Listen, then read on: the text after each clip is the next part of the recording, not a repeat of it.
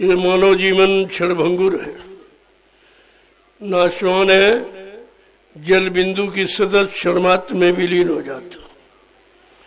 हम लोग रोते चिल्लाते पछताते रह जाते, और फिर ये आपके हाथ में आएगा ना, ये दोबारा नहीं मिलेगा। जो आप सोचते हो कि अब की बार मिल गया फिर मिल जाएगा, ऐसे नहीं। वो महात्माओं ने पहले ही आपको समझा दिया कि कब हूं ककारी करुणा नर देही और देते से बिन है तू स्नेही। कभी कभी करुणा निधान कृपा दया मेहरबानी करके हमें आपको ये मानव जीवन दे देता है कि जाओ अब की बार इन मनुष्य शरीर में किसी संत सदगुरु की तलाश करके अपने घर का रास्ता पूछ लेना। जीवात्मा जिस देश के रहने वाली है वो उसी देश से आते हैं, इसलिए उनको रास्ता मालूम है कि जीवात्मा कहाँ की आई, कैसे आई और कैसे यहां से जाएगी। इसलिए उनकी तलाश करो, ऐसे संत सदगुरु की जिसने अपनी जीवात्मा को जगा लिया हो और परमात्मा से मिला लिया, और परमात्मा के दरबार का दरबानी रोज आने जाने वाला हो। वो तुम्हारी फरियाद भी पहुंचा देगा और तुम्हारी जीवात्मा को जगा के परमात्मा से मिला भी देगा। बाकी ये काम किसी के बस का नहीं है। जीवात्मा जगाना, परमात्मा से मिलाना और पाप कर्मों की माफी कराना, ये सृष्टि में किसी इंसान के बस की बात नहीं। इसलिए कलयुग में संत पधारे इसी काम के लिए, वो जीवात्मा के कल्याण के लिए ही आए। अब जीवात्मा के कल्याण में क्या बाधाएं हैं, क्या दिक्कतें हैं, क्या जिल्लतें, क्या अटकलें हैं, उन्हीं को दूर करते रहते।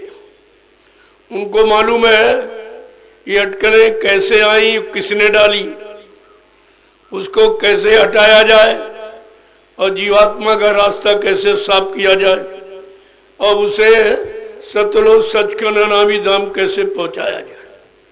ये केवल उन्हीं को मालूम है। किसी को कोई जबरदस्ती यहाँ दाढ़ी बाल रखा ले और गुरु का कपड़ा पहन ले तो गुरु नहीं हो जाएगा। वो तुम्हारी जीवात्मा का गुरु नहीं हो सकता। उसने अपनी बनावट जरूर बना ली, वो शरीर का गुरु है लेकिन जीवात्मा का गुरु नहीं। इसीलिए शरीर से गुरु से काम नहीं होगा। जीवात्मा का काम उसी से होगा जो जीवात्मा का जानकार है, जिसने अपनी जीवात्मा को जगा लिया है, वही जगाएगा। ये सब के बस की बात नहीं है।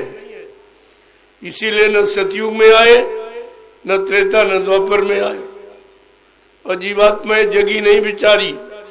यही शुभ पुण्य कर्म करके राजपाट धन दौलत मान सम्मान अधिकार पद पत्नी बाल बच्चे मिलते रहे, लेकिन जीवात्मा का कल्याण नहीं हुआ।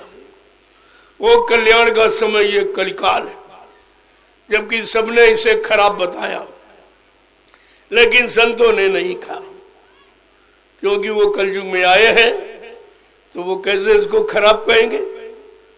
बल्कि उन्होंने तो कहा कलयुग सम नहीं आन युग, जो नर कर विश्वास। कलयुग के समान दूसरा अच्छा युग जीवात्मा के कल्याण के लिए कोई नहीं। लेकिन कहा जीव संत महापुरुषों पर विश्वास कर ले, जो काम करने आए जीवात्मा का उन पर विश्वास कर ले, और तुमने उन पर विश्वास तो हटा लिया और लोभी लालचियों पर विश्वास कर लिया। वो तुम्हारी जीवात्मा का कल्याण थोड़ी कर सकते, वो अपनी नहीं कर पाएंगे, तुम्हारी क्या करेंगे। यही बात आपको सत्संग में सुनाई समझाई गई। कितने साल? 60 साल, 10 जुलाई 1952 से 2012। लेकिन आप उन बच्चों को भूल गए जिस महापुरुष ने तुम्हारे लिए इतनी मेहनत की, रातों दिन दौड़ा किया, दौड़ दौड़ भाग भाग, दरवाजे दरवाजे ढिंडोरा पीटा, मतलब यानी इस तरह की मेहनत किसी ने, ये हमदर्दी यहां किसी को नहीं हुई, न ज्ञानी ध्यानियों को, न अवतारी शक्तियों को, न ऋषि मुनि महात्मा, किसी को नहीं। ये हमदर्दी लेकर कलयुग में संत सदगुरु आए, वो जीवात्मा के कल्याण के लिए ही आए, उनका कोई दूसरा काम नहीं। अब जीवात्मा के कल्याण में कितनी बाधाएं पड़ रही हैं, क्यों कभी ये रास्ता यहाँ रहा नहीं था। नया नया रास्ते की जानकारी जब दी गई तो लोगों में शंका पैदा हो, लोग बेचारे विश्वास नहीं कर पा रहे कि वो तो जानते कभी ऐसा किसी ने काम किया ही नहीं, ऐसा वादा किसी ने नहीं किया, और ये जानकारी किसी ने नहीं दी कि जीवात्मा कहाँ की रहने वाली, कैसे यहाँ आई, किसने फंसा लिया, अब कौन निकालेगा, कौन ले जाएगा, ये कोई जानकारी आपको नहीं दी। इसीलिए जानकारी आपके लिए कठिन दिखाई देती। अब विश्वास आपको शंका हो गई, लेकिन नहीं, जो काम करने आया है वो तो अपना काम करेगा ही। तुम विश्वास करो न करो, कर लोगे तो तुम्हारा भला हो जाएगा, और नहीं तो कुछ न तू जीवों पर दया करके वो उनका भला कर ही देंगे, वो तो जीवों को ले ही जाएंगे। अगर मान जाओ तो सब चले जाओगे, उनके लिए कोई दिक्कत नहीं। उन्होंने पहले ही कह दिया, घोषणा कर दी कि अब की बार मैं जय गुरुदेव नाम का इतना बड़ा जहाज लेके आया हूं, अगर सारी दुनिया के लोग मेरे जय गुरुदेव नाम जहाज पर बैठ जाएं तो मेरे जहाज का एक कोना ही भरेगा। इतना बड़ा जहाज लेके आए, और आज तो कोई नहीं लाया, किसी ने लगाया नहीं, और लगा के किसी ने बताया नहीं, कोई जिम्मेवारी ली नहीं कि हम तुम्हारी जीवात्मा को घर पहुंचाएंगे। फिर भी तुम्हारी समझ में नहीं आया कि तुम्हारे भले का कोई नहीं आया, जीवात्मा के कल्याण के लिए कोई नहीं आया, पाप कर्मों में माफी दिलाने के लिए कोई नहीं आया। अगर आया तो आपने उसको समझ नहीं पाया। यही जीव की सबसे बड़ी भूल है, ये सबसे बड़ी अज्ञानता है, और उसने अपने सजनी अच्छे भाग पर ठोकर मार दी। लेकिन जो काम करने आया है उन्हें कहा जैसे होगा वैसे मैं जीवात्मा का कल्याण करके ही मानूंगा। इसलिए उन्होंने 1000 वर्ष का समय यहाँ रखा। चलो अब की बार नहीं, दूसरी बार सही, दूसरी बार नहीं, तीसरी बार सही। कहा सदगुरु 7 जन्म तक पीछा करता। वो वैसे नामदान लेकर आपने माला खूंटी पर टांग दी या गुरु को भूल गए, लेकिन वो नहीं भूलेगा। उन्होंने कहा जिसको एक बार देख लेता हूं कभी भूलता नहीं हूं, और जिसको पकड़ लेता हूं कभी छोड़ता नहीं हूं। ये उनका संकल्प है, उनकी प्रतिज्ञा है। फिर आप बच के कहां जा सकते हो? चलो आप छोड़ के भाग गए तो क्या भूल जाओगे? क्या उनके सिकंजे से तुम निकल जाओगे? वो निकलने ऐसे छोड़ने वाले नहीं है कि तुम छोड़ के भाग गए, कहीं दूसरी जगह चले गए तो क्या उनसे तुम छुटकारा पा जाओगे? वो तो काम करना। कहा जैसे होगा वैसे, हमें जीवों के लिए कोई लीला, कोई खेल, कोई करिश्मा चमत्कार क्यों न करना पड़े, लेकिन मैंने जिनको नामदान दिया है उन जीवात्माओं को उनके घर पहुंचा कर ही मानूंगा। कहा मैं ऐसे मानने वाला नहीं हूं, ऐसे हटने वाला नहीं हूं, और ऐसे मानव शरीर को छोड़ के जाने वाला नहीं हूं जब तक मेरा काम नहीं हो जाए। फिर आपको शंका कैसे होगा?